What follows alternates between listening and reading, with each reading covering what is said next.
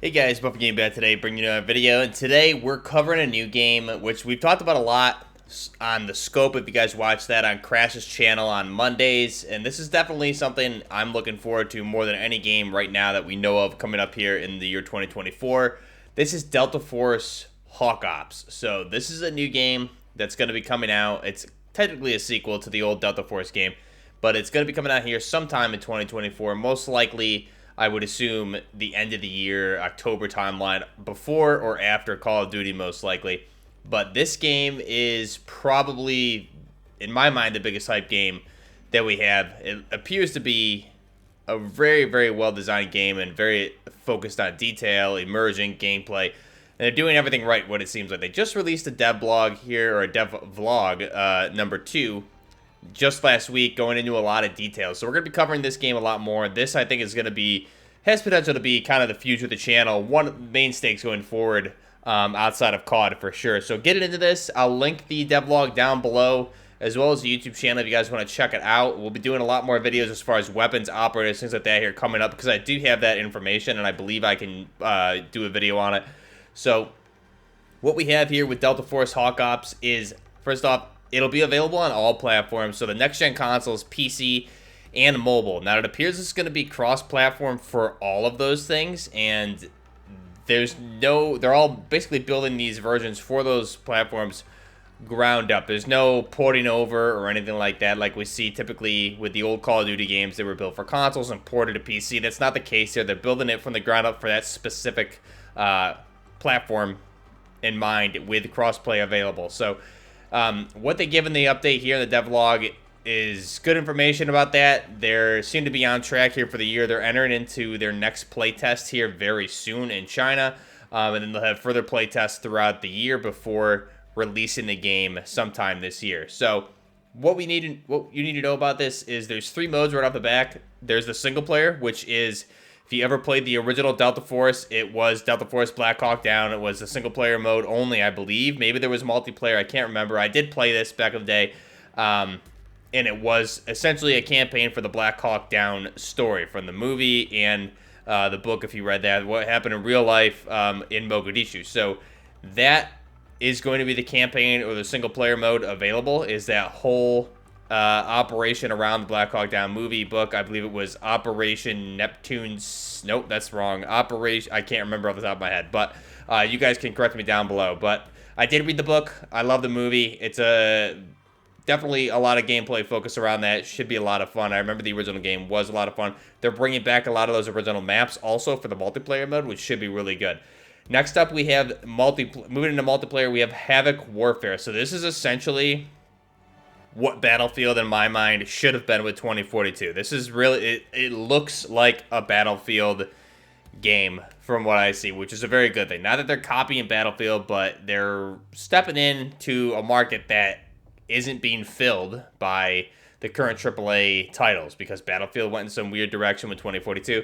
This looks like what I think an old school Battlefield player would want from a Battlefield game. So Havok Operations is essentially basically your large-scale conquest, and it looks a lot of fun. You have vehicles, lots of weapons, tanks, helicopters, Humvees, all of that available in this mode, and it's going to be available on, I believe, 1 or 2 maps, which we'll get into here. And that leads into the next mode here, is the extraction shooter mode. So this is Hazard Operations. Now, the 2 maps that should be available for both Havok Warfare and the extraction mode Hazard Operations are Lyle Grove and Zero Dam, and there's more to come. They're planning a lot more maps available for the extraction mode and Havok Warfare down the road, but these are the 2 that'll be playable in this upcoming playtest over in China. So the Hazard Operation, really think it looks like they've done a lot of research on this and a lot of attention to detail. Essentially, I think what they're doing here is looking at the market, what's out there.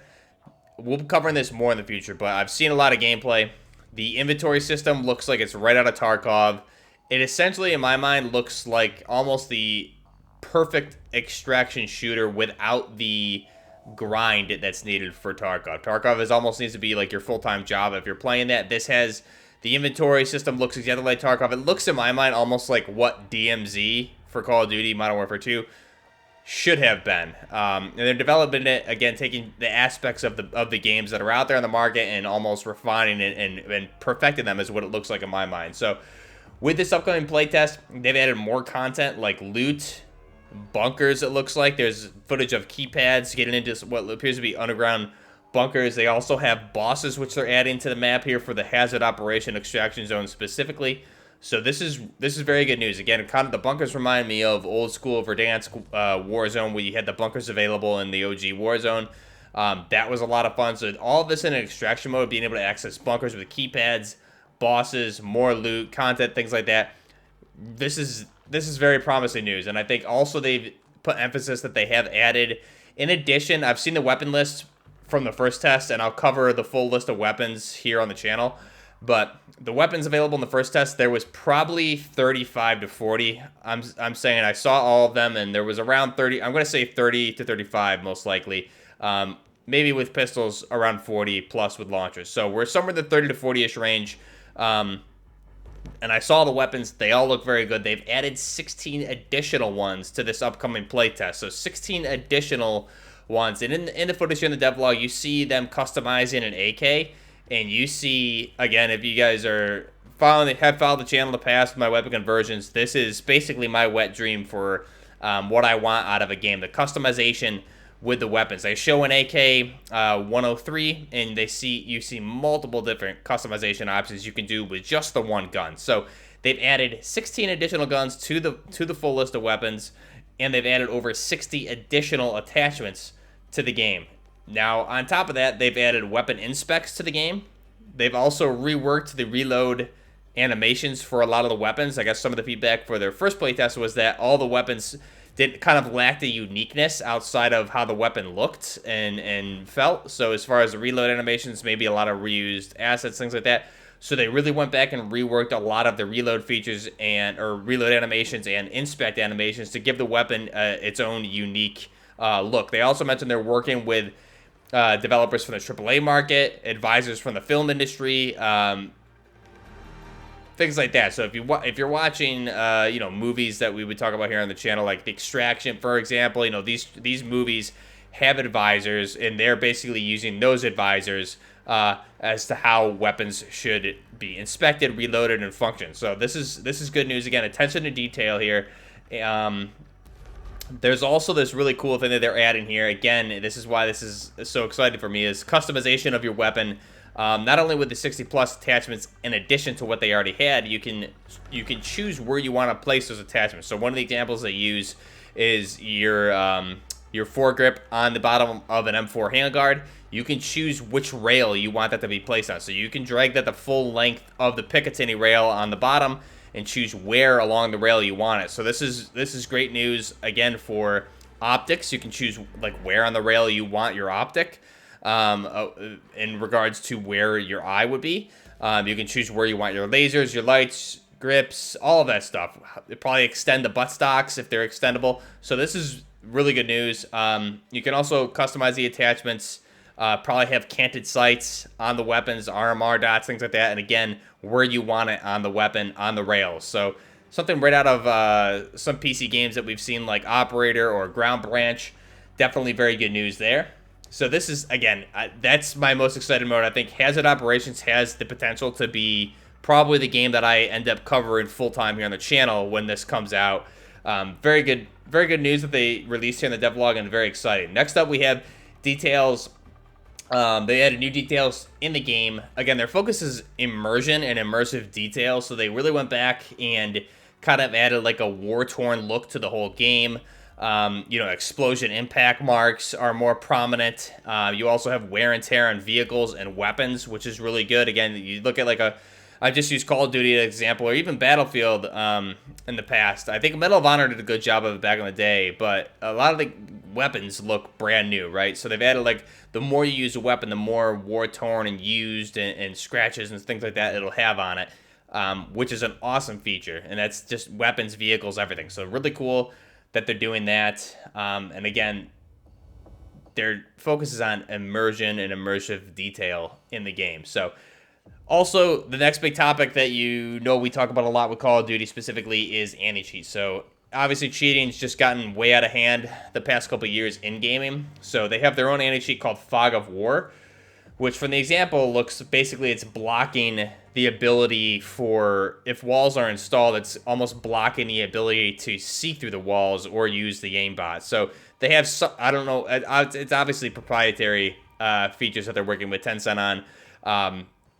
But they showed examples of it in the video, and it's blocking the ability with the walls installed to actually see through the walls. So whatever they're doing there appears to be much more effective than whatever Call of Duty's been doing with this made-up Ricochet anti-cheat that they keep touting about, which clearly is not a real thing. Next up, we have AI overhauls and refinements. So as far as like AI movement, they went back and redid a lot of the animations to how the AI moves, ducks behind cover, engages, fires their weapons, all of that stuff. So it looks really good, everything they're doing with that, the gameplay features as far as the AI goes. And again, overall focuses on immersion here in this game. So this is something I'm really excited about. If you can't tell, this is a video I'm making. In the devlog, they have the subtitles there because it is all in Chinese.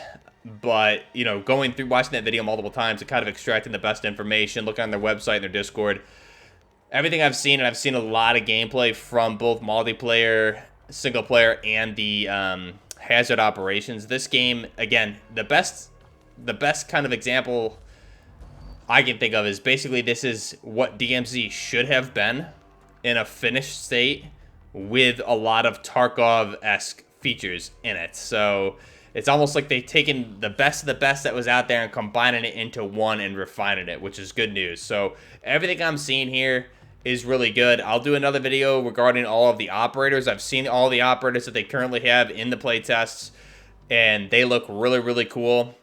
I think the UI, the interface, and the menus, how you're inspecting your weapons and your operator in the game menus before deployment is state-of-the-art. Some of the best stuff I've seen. Again, really hands-on immersive customization allows you to have a sense of uniqueness, like this is my operator, this is my weapon, and that's something that I think is really missing for the AAA market space. And that's, I guess, case in point, this is not technically a AAA studio, even though they have the funding and the background of AAA money, I would say. So this is good news. Let me know your thoughts down below. Again, the AK customization that they showed off was that's all I've ever wanted from a video game. So without having to make it a full-time job like Tarkov, because obviously you can do a lot of that in Tarkov, but that's PC. My PC doesn't really run that well with Tarkov anymore, and you really need to play Tarkov 12 hours a day, 7 days a week to be in a state where I would have to be a full-time creator for Tarkov. So this is kind of a best of both worlds. Let me know your thoughts down below. Till next time, this is Buffering Gaming with Delta Force Hawk Ops. We also have memberships available down below and merchandise in the description. Links, I'll leave them there. Leave links to the devlog and Delta Force's YouTube channel. Let me know down below. Till next time, Buffering Gaming out.